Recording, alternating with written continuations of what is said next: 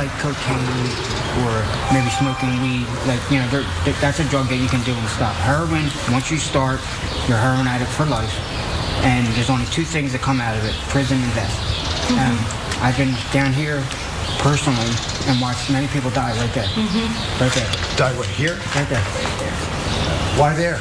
That's just, they and died. Right there. You know, they shoot up every day and they die. And we've all seen documentaries on drug use, homelessness, things like that. But Dr. Oz, this is back in 2017. He did this documentary where he's profiling folks and he's seeing things, and he's called The Heroin Hellscapes in Kensington, Philadelphia, specifically pointing out the problem in that area with drug use. And as you see, he's talking to one particular gentleman there. But this week though, again, that was from back in 2017, the journalist who wrote this accompanying article and came out with this whole thing said that Dr. Oz paid one of the folks in that documentary to buy heroin, shoot it up for the camera as you saw there, and make it, and in, I guess, return for this payment and this high, he was gonna help him out, get him into rehab because Dr. Oz has connections. That's very nice. It's very sweet of him. This particular journalist did tweet this out and he's blowing the lid off of it. He said, addict Steve Johnson in 2017 told me Oz gave him cash to buy that heroin so his TV crew could film him shooting up. He also promised arrange for rehab. 3 months later, the addict was still waiting for Dr. Oz to make good on it. Here's that man, his name is Steve Johnson. Screenshot from that documentary as he's under the bridge there, wherever he happens to be there, talking about his entire situation. That same journalist, Sam Wood, he pointed out that he was a reporter on the story as people were wondering, well, how do you know all this? Someone asked, please reach out to someone who can verify and amplify. He goes, I'm that guy. And he shows a screenshot from it as well. He also linked everything up. He has receipts for it as well. His a couple of articles around that time as well. Dr. Oz at Philly's heroin encampments. I just walked into hell. Yes, he wants to walk into hell every once in a while. If nothing else, at that point, for popularity clout, for any kind of clout around his show or whatever it is he was producing before this run. But now, crazy enough,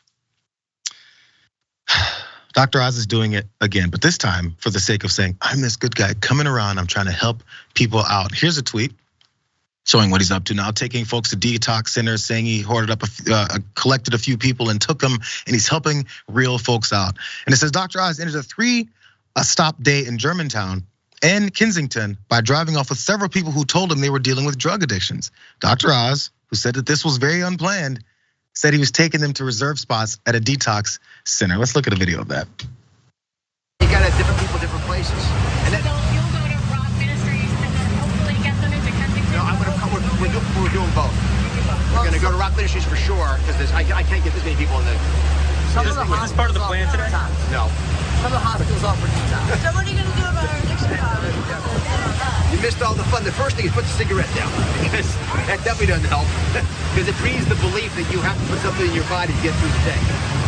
But the most important thing is I know, the solution is this. Getting people to go to detox and give it a chance. It's gonna fail a lot of times, but it's gonna succeed a lot as well. You just keep trying until it finally works.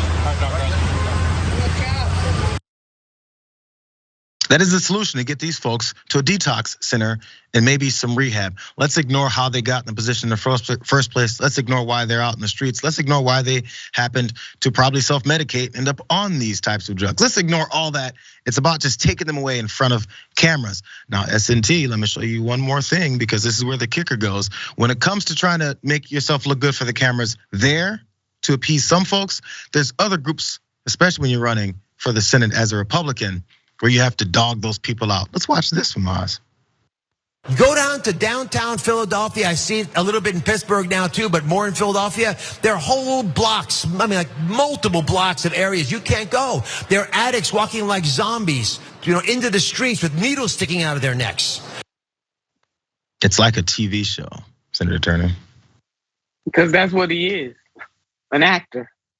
This man is a fool. And if any of that earlier reporting you laid out about him paying an addict to go get the heroin just so he could boost up the drama for drama purposes, if any of that is true, the man's medical license should be stripped, Jay. You don't play games. People are vulnerable at that stage in their lives. Homeless or unhoused and an addict, and this man want to play games. He's an absolute fool is what he is. And what about the oath that physicians take? Do no harm. This man is doing a whole lot of harm. I've seen those shows like Intervention, right? I binge those like crazy, especially during the pandemic. It just happens. And then sometimes folks that they're bringing in that have accepted to get help, they sometimes then, because of the dependency they have, they call it a medically assisted, I guess, detox. So sometimes they give them something to help them out. It's medically assisted, not in the middle of the streets under a bridge somewhere and giving a guy $20 to go do something so you can do it for the cameras. So let's not act like this is some kind of noble purpose he was after. It's about selling that documentary. Let's take our first break, you guys. Yeah, it's disgusting. If you have one more thought, I'm totally open to it. Yeah, just the point that you brought up about dealing with the underlying conditions that put someone on the streets like that, or make somebody so desperate within their lives that they want to abuse drugs. We got to deal with both of those things at the same time. And definitely Dr. Oz is not the one to deal with the systemic failures as you laid out. If they have to address those issues, if they have to listen to those issues or ask for the answers there, then that means they have to do something about it.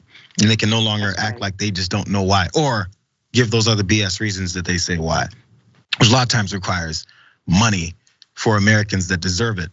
And also maybe living wages, things like that, affordable housing, eating, any of that type of stuff that they don't want to deal with. Exactly. That's the reason why.